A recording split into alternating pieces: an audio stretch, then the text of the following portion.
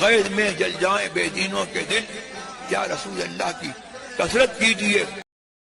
میرے دادا حضرت علامہ حسن رضا خان صاحب رحمۃ اللہ تعالی علیہ اعلیٰ حضرت کے بہت محبوب بھائی تھے، ایسے بھائی کہ جب انہوں نے اپنی نعتوں کا مجموعہ ذوق نعت چھاپنا چاہا اور نعتیں اکٹھی کرنا شروع کی تو اعلیٰ حضرت نے 11 شعر لکھ کر دیے، جس میں ان کی بھی تعریف ہے اور ان کے کلام کی بھی تعریف ہے۔ اعلیٰ حضرت نے لکھا ہے، مجھے صرف 3 ہی یاد ہیں۔ اعلیٰ حضرت نے لکھا ہے: قوت بازوئے من سنیے نجدی فگن، حاج و زائر حسن سلمہ ذوالمنن۔ میرے بازو کی قوت، نجدی کو پٹکنے والا سنی، قوت بازوئے من سنیے نجدی فگن، حاج و زائر حسن، حاجی اور زائر یعنی حضور کے روضہ انور کی زیارت کرنے والا، اسی سال حج کر کے آئے تھے۔ حاج و زائر حسن سلمہ ذوالمنن، اللہ تعالیٰ اس کو سلامت رکھے۔ نعت چے رنگی نویش، شیر خوشائی نویش، شیر مگو دی نویش، دور زے ہر رہے وہ زن۔ نعت کیا اچھی لکھی ہے، شیر خوشائین لکھے ہیں، قاعدے کے اچھے۔ شیر نعت چے رنگی نویش، شیر خوشائی نویش، شیر مگو دی نویش، شیر مت کہو دین لکھا ہے جو کہ ہر شک و شبہ سے بالا ہے۔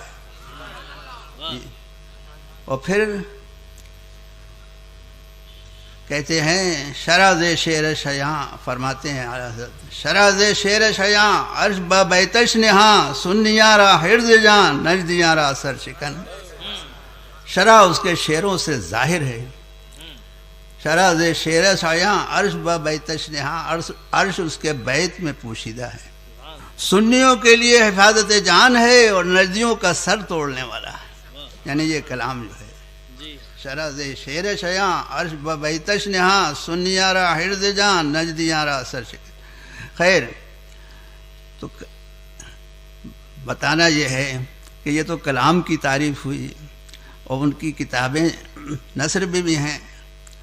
اعلیٰ حضرت سے کسی نے پوچھا کہ واقعات کربلا پر ایسی کی کتاب بتائیں کہ جس میں صحیح روایات ہوں، تو اعلیٰ حضرت نے فرمایا کہ فارسی زبان میں حضرت شاہ عبدالعزیز صاحب دہلوی رحمۃ اللہ تعالی علیہ کتاب، اور اردو میں میرے بھائی حسن میاں مرحوم کی کتاب آئینہ قیامت۔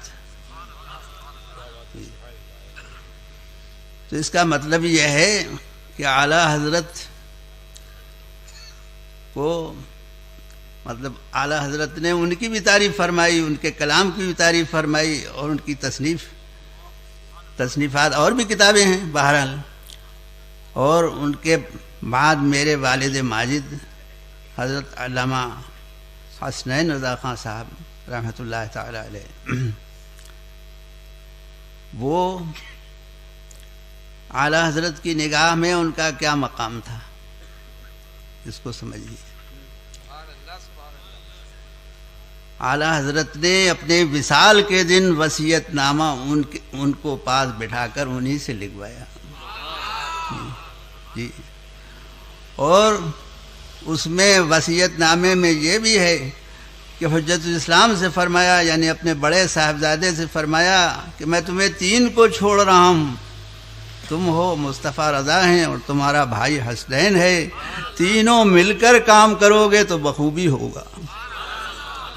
اس سے پتہ چلتا ہے کہ اعلیٰ حضرت کی نگاہ میں ان کا علمی مقام کیا تھا۔ خاندان میں عالم اور بھی تھے، کسی اور کا نام نہیں لیا۔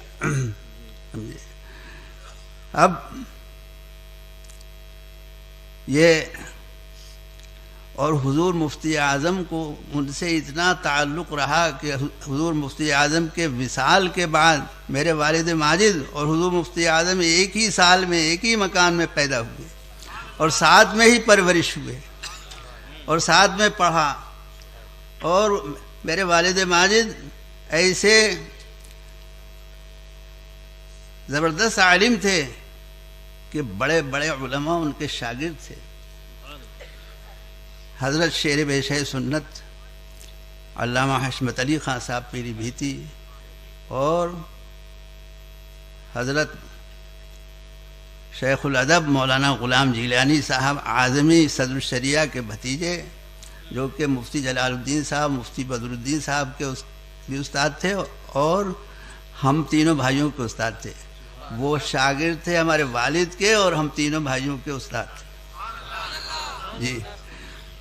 اور جہاں بھی گئے کئی مدرسوں میں انہوں نے پڑھایا، جہاں بھی گئے اپنے دو استادوں کی زیادہ تعریف کرتے تھے، ایک حضرت صدر الشریعہ کی اور ایک ہمارے والد ماجد کے پڑھانے کی.